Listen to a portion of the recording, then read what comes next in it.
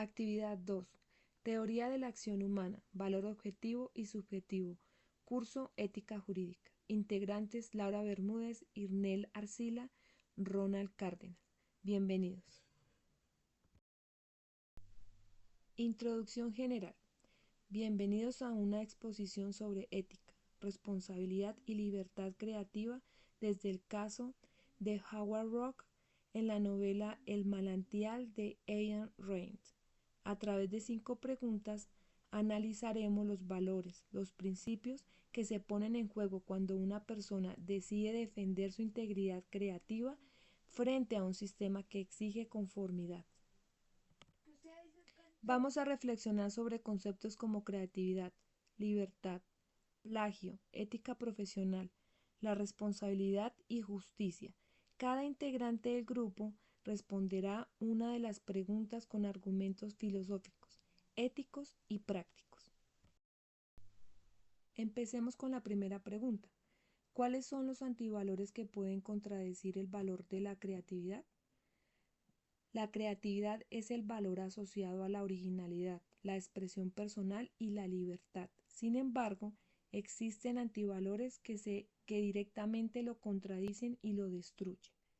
En primer lugar encontramos el conformismo, que se manifiesta cuando las personas prefieren imitar lo establecido en lugar de crear algo nuevo. En el manantial, la sociedad aplaude edificios tradicionales y rechaza lo innovador, no porque sea malo, sino porque rompe con la costumbre. Otro antivalor es la mediocridad, que consiste en aceptar lo mínimo sin aspirar a una excelencia. Roark enfrenta constantemente a personas que no quieren mejorar ni crear algo realmente significativo, solo quieren producir lo que se ve aceptable. También debemos mencionar el miedo al rechazo, que lleva a muchos a renunciar a sus ideas por presión social. La creatividad exige valentía y el miedo colectivo es una forma de censura emocional y cultural. Un antivalor gravísimo es la envidia, que busca destruir lo valioso de otros en lugar de crear algo propio. En la novela, personajes como Peter representa a quienes prefieren robar ideas antes que desarrollar las propias. Por último, encontramos la falta de integridad, que se presenta cuando alguien se compromete su visión o copia de algo solo para agradar. La creatividad solo exige si hay una autenticidad. Sin ella cualquier obra se vuelve un objetivo vacío. En conclusión, la creatividad no se destruye únicamente por la fuerza externa, sino por una mentalidad social que premia la copia, es decir, lo seguro, y la mediocridad. Roark representa lo opuesto, crear aunque cueste, aunque duela, aunque le moleste a muchas personas. ¿Cuál es la relación que existe entre libertad, creatividad y plagio? La creatividad solo existe cuando el individuo actúa con libertad. No se puede crear bajo obligación, solo bajo elección. Esto es parte central de la filosofía de Ayn Rand. La creatividad surge del ego creado, del individuo que piensa por sí mismo. La libertad permite que cada persona exprese su visión única del mundo, pero esa libertad tiene un límite ético. No puede violar la libertad creativa del otro. Y ahí aparece el concepto de plagio. El plagio no solo es un robo material, sino un atentado contra la esencia del creador.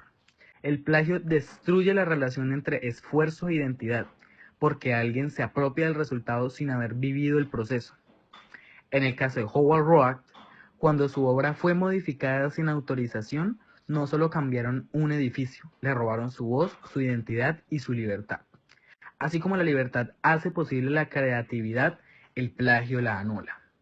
El plagio se basa en el miedo a crear, mientras que la creatividad se basa en la valentía de ser uno mismo. Filosóficamente, podríamos decir que el plagio es la negación de la autoridad personal y por lo tanto, un ataque a la dignidad. Por eso, defender la libertad significa defender los derechos sobre las obras que uno crea. Libertad y creatividad nacen juntas. El plagio aparece cuando una de las dos se rompe. Número 3. La defensa que hizo Howard Roark en su caso se enmarca dentro de la conducta ética. Bueno, vamos a analizar un poquitico teniendo en cuenta que la conducta ética en la defensa profesional es algo muy importante. En este punto, y como respuesta podemos decir, y quiero determinar o hablar cómo la defensa de Howard en el manantial es un ejemplo claro para todos que la conducta ética se enfrenta siempre a los juicios porque alguien la modificó. Un edificio que es el diseño sin un permiso y si decide defender la integridad de su obra y su visión creativa. Lo importante es que la defensa no es solo legal, porque recordemos que hay varios principios, sino también ética, que es la más importante. Él se mantiene fiel a siempre sus valores y no cede ante ninguna presión de la sociedad ni ante mediocridad que siempre intenten imponerle a bienestar de los demás. Esto nos enseña que la ética profesional no es solamente seguir unas reglas o lo que nos pueda imponer terceras personas, para nada, sino ser honestos, auténticos y responsables, incluso cuando la situación es difícil.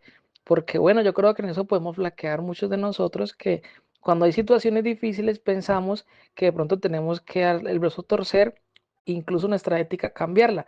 Pero acá es un ejemplo claro de que no lo podemos hacer y que siempre defendemos su derecho, pues defendemos nuestro derecho, el de los demás, a crear y mantener la integridad que podemos mostrar que el actuar éticamente puede ser complicado, sí, pero para siempre es lo correcto, es nuestra profesión. Esto significa que debemos ser coherentes en todo lo que hacemos y decimos con nuestros principios y valores, porque actuar con ética fortalece nuestra credibilidad y nos permite tener el impacto positivo en la sociedad. La conducta de Roar nos sirve a nosotros como un ejemplo muy claro de cómo los valores éticos deben guiar nuestras decisiones y acciones sin importar las dificultades que enfrentemos. Si usted fuera la contraparte, ¿con qué argumentos desvirtuaría la tesis de la libertad creativa? Pues si yo fuera la contraparte, argumentaría que la libertad creativa no es absoluta, sino que debe estar regulada por el bien común. Pues en primer lugar diría que una obra no existe no solo porque es aislada del contexto social. Una vez que el arquitecto entrega su diseño, este pertenece también a quienes lo financian y lo usan. La arquitectura es un servicio público y implica límites. También se podría decir que en una sociedad compleja no solamente existe la visión absoluta del autor, sino que también debe existir compromiso, adaptación y ajustes. Lo contrario sería autoridad y individualismo. Creo firmemente que la creatividad no puede estar por encima de la ley, sino la obra es financiada con dinero ajeno o afecta a un espacio público. El artista no puede tomar decisiones unilaterales. El derecho al diseño debe ir de la mano al derecho de quienes lo habitan y lo financian. Podríamos usar el argumento ético que la libertad creativa ilimitada podría convertirse en egoísmo disfrazado de arte. Nadie puede tener tanto poder sobre otros solo porque es genial. En resumen, como contraparte, eh, me sostengo que la creatividad sin límites se vuelve imposición y que el bienestar colectivo debe tener prioridad sobre las pasiones individuales del creador. Si usted fuera el juez del caso de Howard Roark, ¿a favor de quién fallaría? Si yo fuera el juez, tendría que analizar no solo la legalidad del acto, sino la justicia de fondo. Desde el punto de vista legal, podría argumentarse que el edificio ya no era propiedad exclusiva de Roark. Sin embargo, el núcleo del caso no es solo la propiedad material, sino la propiedad intelectual.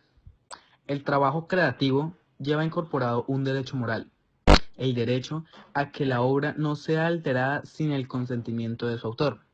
En ese sentido, La modificación del edificio constituye una violación al espíritu de lo pactado. Si la obra debía construirse según su diseño, alterar ese diseño sin su permiso significa incumplir el acuerdo original. Éticamente, Roark defendía más que su ego, defendía el principio de que nadie tiene derecho a deformar el trabajo ajeno para luego beneficiarse a su reputación. Un sistema que permite el abuso destruye la innovación, porque envía el mensaje de que los creadores no tienen el control de sus ideas. Por estas razones, como juez, mi fallo sería a favor de Howard Roark, reconociendo que la acción fue una defensa legítima de su integridad artística y sus derechos como autor. Conclusión general. A modo de conclusión, y personalmente me llama mucho la atención todo este caso, creo que para mí, para todos mis compañeros, en especial para mi equipo de trabajo, para Ronald Cárdenas, para Laura Bermúdez, y para quienes habla Irnel Fernando Arcila, es un caso particular y de aprendizaje, que seguramente para cerrar este capítulo, estas 5 preguntas que hemos escuchado, nos deja varias enseñanzas sobre los valores éticos y profesionales en todo, que lo primero, la ética no se puede negociar. Sabemos y entendemos que a través de lo visto debemos cumplir unas normas, sino un compromiso personal con la integridad. La autenticidad debe ser la misma, la responsabilidad debe ser la misma en todo lo que hacemos. Robar es un claro ejemplo y nos muestra que mantener estos valores nos permite enfrentar conflictos y presiones sin perder nuestra visión y nuestros principios. Además, la creatividad y la libertad personal son muy importantes para nosotros y para el resto de las personas, pero deben ir acompañados de responsabilidad ética y eso es lo que no podemos perder. Respetar la autoridad va por encima y la originalidad de nuestro trabajo y el de los demás. Ayuda a crear siempre un entorno profesional justo y confiable.